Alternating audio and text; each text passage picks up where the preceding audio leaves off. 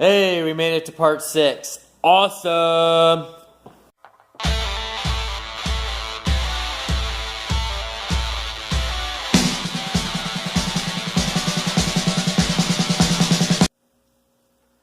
Alright, well, I'm back at it, and this is the side that you got to see yesterday, but as you can see, the door handles are out. So I went ahead and took out the door panels. Once the door panels are taken out, then you can access the inside of the panel and take out the 10mm that is here, 10mm that is here on the back side of the door handles, and you're able to disconnect the rods.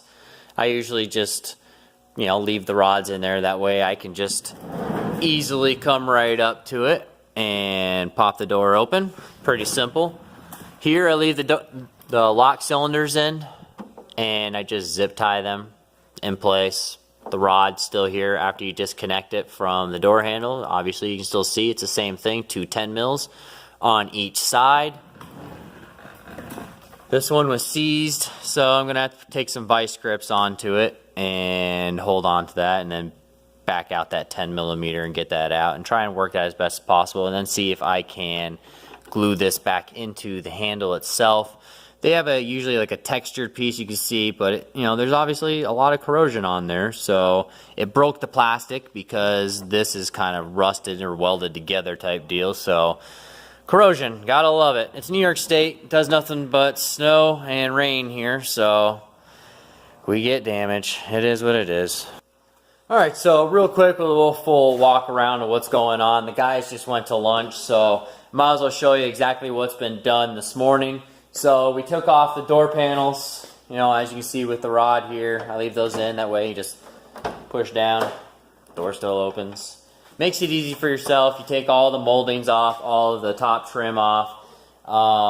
The mirrors, I normally remove them. I normally take them off. Obviously, I don't like any tape lines, but in this instance, I'm going to repaint the mirrors. It's a lot easier for me to repaint them here because this moves forward and it moves in, so it's a lot easier for me to get every angle on it, and it's stationary, it's not moving. Once you pull that top sill molding here that sits on top of the door sill, it actually leaves a gap underneath. All I can do is, I can fine line that, tape that off, I can blow paint up in there, you'll never even know, it'll look great.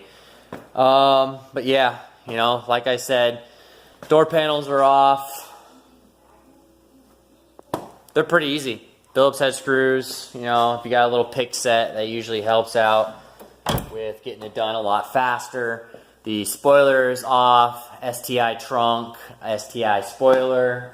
You can see from all the little pinholes, it's real. It's a real deal. It's the real OEM spoilers. They have a lot of studs on the bottom, so there you go. You're going to be there for a while taking the spoiler off, so that's how you know it's real. It's not aftermarket.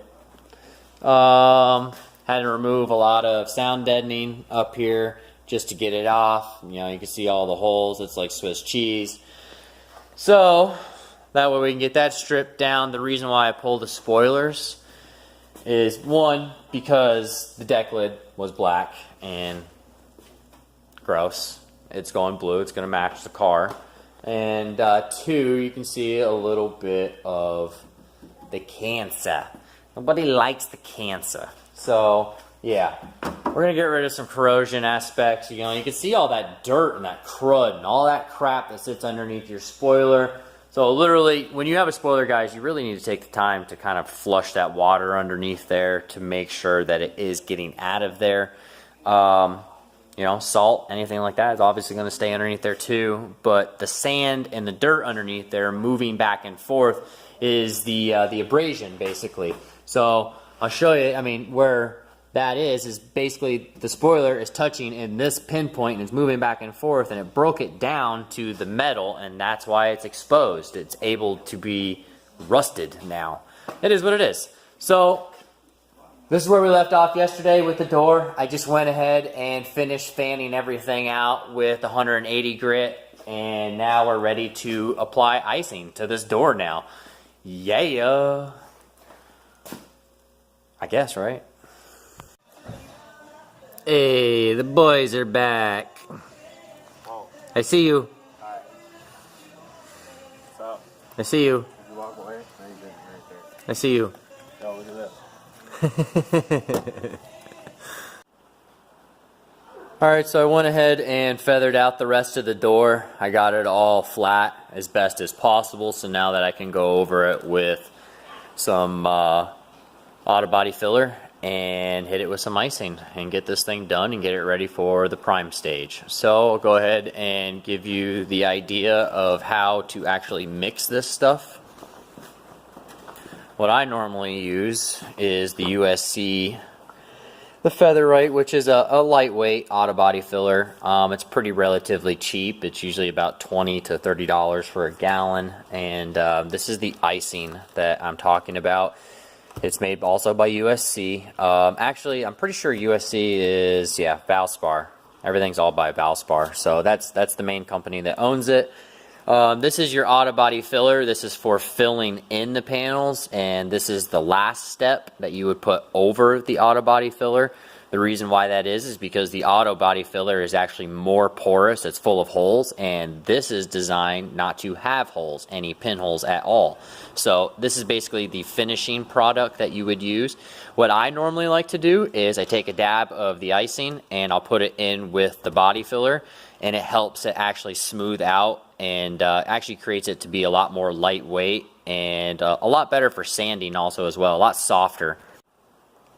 You're basically just looking to make your job a lot easier, you know, so if you add that icing to the body filler, it's just going to make the body filler a lot softer and less pinholes when you're applying it, because the stuff is pretty thick, so when you're drawing it across the panel, it's actually going to create air voids, and when they go across and you're applicating it to the actual panel itself, it's going to put those holes and voids in there. You'll see when I'm actually spreading it across itself. So the rule of thumb here is for hardener. Everybody is always having the question, how much hardener do you actually put in? There's going to be no directions. They're not going to tell you exactly how to do it. So over the years, we've come to the realization that for every golf ball size of body filler, you have a pea size of hardener. A pea as in the plant that you eat, the vegetable. So just a tiny little pea size of hardener will actually be a good base for a golf ball size of filler. Same thing applies to the icing.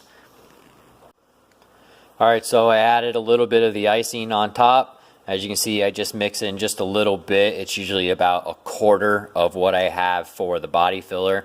That way it's not overabundant and I know that it's actually going to fill, because the icing itself is very lightweight. It's not made for filling at all. You would have to throw a lot of icing on there just to actually fill and get where you're trying to get to. It's not as thick as consistency as the body filler is. So when I got about a golf ball size of actual filler together, and then we're going to do about a pea size of hardener, and that's it. It's pretty easy. And then we're just going to mix this up with the applicator.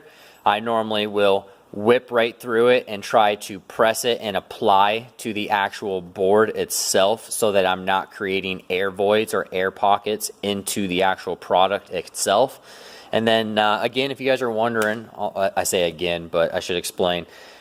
This is an applicator board. It's just like paper, you know, like a pad. You're just going to peel the top off and throw it away. These are pretty cheap. They're about $13 to $15 depending on what auto body supply you go to. A lot better than having to save all that cardboard up.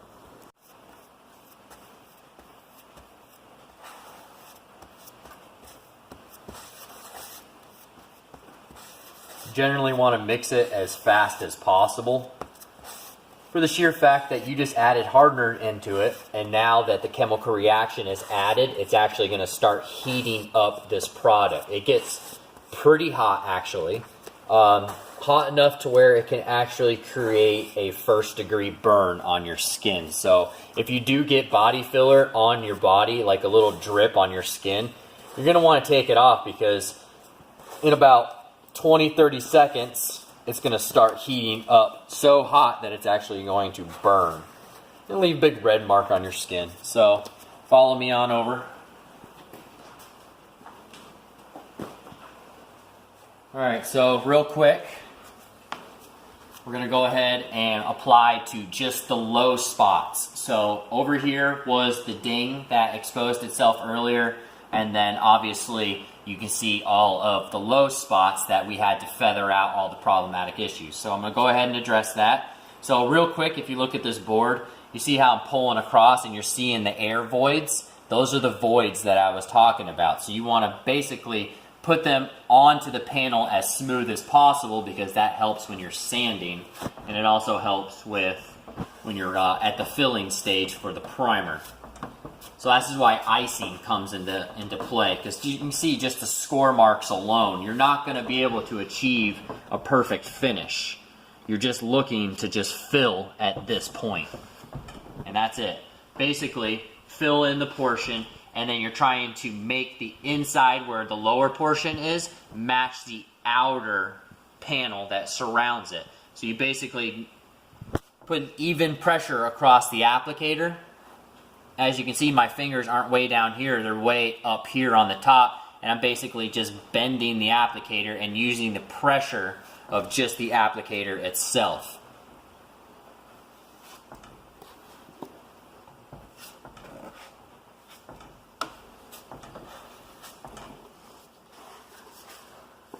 You want to move pretty relatively quickly, like I said, because this stuff will set up.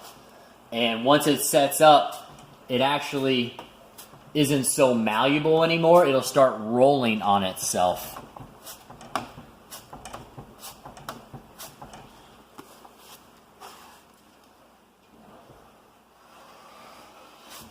And it's okay to roll past a little bit.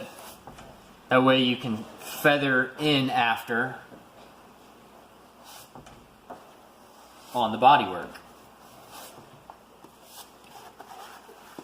Now, the smoother your edges are where you left from the transfer to the panel, the better, because later you're going to have to come in here with a sand block and block those edges first. That's what the sandpaper is going to touch first, because you're using a block.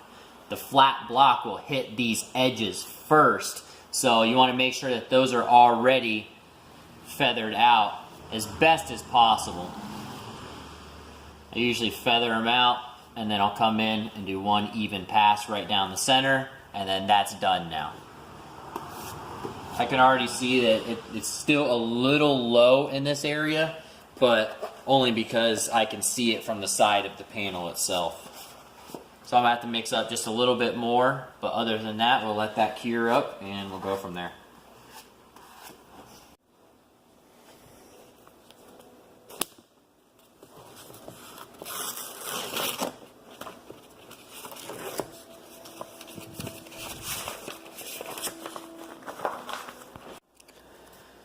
Alright, so I went ahead and applied the rest that needed to be done, and now it's just next step. Basically 180 sandpaper and hand block it. It's really simple, but very freaking time consuming. So get ready.